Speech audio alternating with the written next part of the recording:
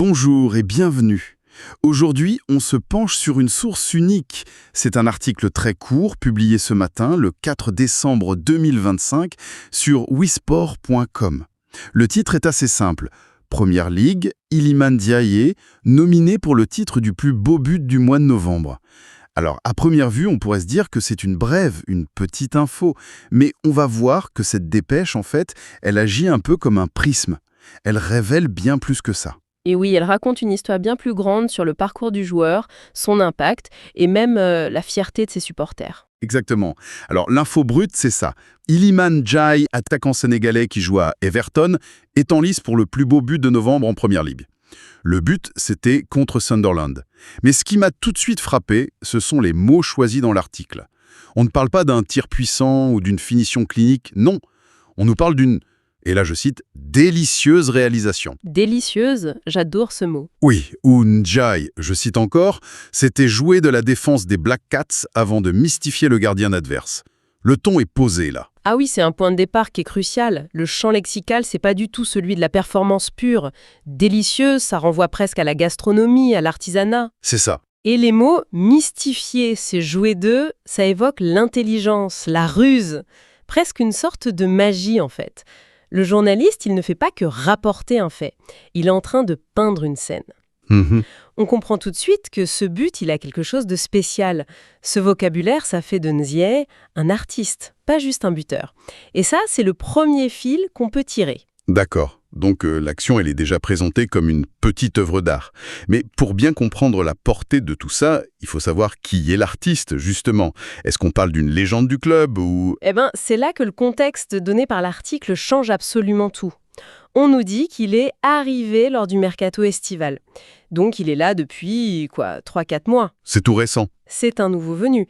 Et pourtant, en si peu de temps, l'article affirme qu'il est déjà devenu l'un des chouchous du public d'Everton. Chouchou, c'est fort comme mot, et ça dépasse le sport. C'est très fort. Attendez, mais je suis en train de réaliser.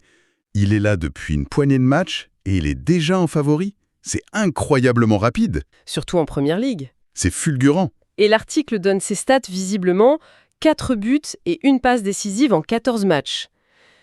C'est solide sans être non plus stratosphérique. Alors, comment on explique cette adoption si rapide ? Je pense qu'il y a deux choses qui se rejoignent. D'abord, les stats, comme vous dites, sont bonnes. 5 contributions décisives en 14 matchs pour un nouveau, c'est efficace. Il n'est pas juste là pour faire joli. D'accord. Mais le statut de chouchou, ça ne vient jamais que des chiffres. Ça vient du style. Ah oui, et ce but, tel qu'il est décrit, c'est l'incarnation parfaite de ce que les supporters adorent, surtout à Everton. L'audace, le flair, le geste qui sort de l'ordinaire. Ndiaye, il n'a pas seulement convaincu par son efficacité, il a séduit par son esthétique. Il offre de l'émotion, et ça, pour des supporters, ça n'a pas de prix. C'est vrai, mais ce statut de chouchou, est-ce qu'il ne met pas un peu fragile pour un nouveau joueur, je veux dire? Un mois sans marquer, quelques matchs un peu moins bons, et la ferveur peut retomber, non? C'est une excellente question. Et oui, bien sûr, c'est un statut qui est très volatile. Mais ce qu'il consolide, c'est précisément ce genre de nomination. Ah, d'accord. Ce n'est plus juste l'impression des fans dans le stade. Là, ça devient une reconnaissance officielle à l'échelle de tout le championnat. Ça valide leur jugement de supporter en quelque sorte. Ça transforme l'émotion en un fait. Et c'est là qu'arrive une autre petite phrase de l'article, très courte, mais elle change toute la dimension du récit. L'auteur écrit « Ce n'est pas si courant ». Oui, cette phrase m'a marqué aussi. Ce n'est pas si courant. Un international sénégalais figure dans la liste des nommés. Là, on sort complètement du cadre d'Everton. Exactement. Le journaliste nous dit « Attention, l'histoire que je vous raconte, ce n'est pas que celle d'un club anglais ». Pour un média comme Wisport, le fait qu'il soit international sénégalais, ce n'est pas un détail. C'est le cœur de l'info. C'est le sujet principal, en fait. C'est ça. Cette phrase, c'est comme un zoom arrière. Elle remplace l'exploit dans une perspective nationale. Et ça pose une bonne question.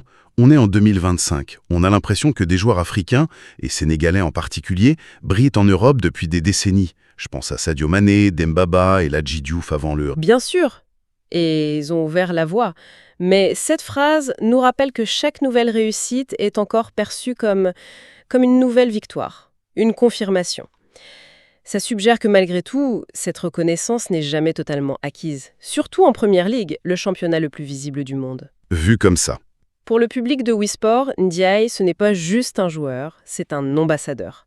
Sa réussite, elle rejaillit sur tout le football sénégalais. C'est pour ça qu'une simple nomination mensuelle mérite un article entier. C'est un marqueur de prestige, une source de fierté collective. Et pour bien mesurer ce prestige, il faut regarder la concurrence. L'article liste les autres nommés, et ce n'est pas une petite liste. Il y a son coéquipier, Kiernan Dewsbury-Hall, mais aussi Amad Diallo, Jérémy Doku, Jérémy Pinault, Richarlison, Tyler Adams et Harry Wilson. C'est une liste fascinante, parce qu'elle nous donne un peu le goût de la Première Ligue en novembre. Il n'y a pas qu'un seul type de beau but. On a des profils très différents. Prenez Jérémy Doku. Ah oui, Doku, on voit tout de suite. La puissance, la vitesse, l'explosion. Voilà. C'est la vitesse brute qui laisse les défenseurs sur place. Après, vous avez Richarlison. On pense tout de suite aux gestes acrobatiques. Les retournées, les volets spectaculaires. Exactement. C'est vrai. Et la nomination de Ndiaye, avec ce vocabulaire de finesse, de mystification, elle propose une autre esthétique, moins dans la force. Précisément. C'est plus dans le dribble court, l'élimination dans un tout petit espace.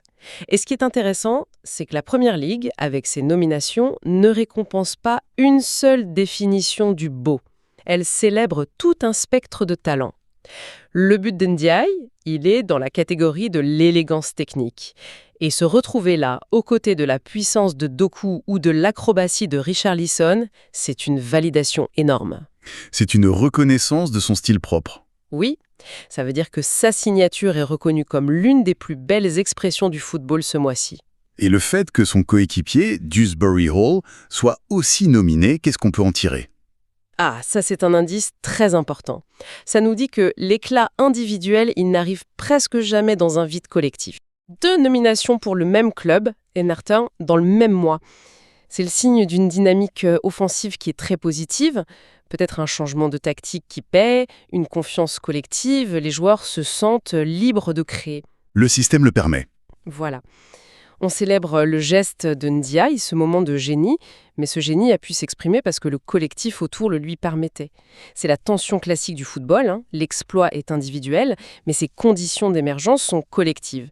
L'artiste se concentre sur l'artiste, mais son coéquipier nous rappelle l'importance de l'orchestre. D'accord. Donc si on essaye de rassembler toutes les pièces du puzzle, on part d'une simple nomination pour un but ? Oui, De là, on découvre l'histoire d'une intégration express à Everton, où le joueur a su mêler efficacité et un style qui a tout de suite séduit les fans. ensuite, on a vu comment cette nouvelle, vue par un média comme Wii Sport, change d'échelle.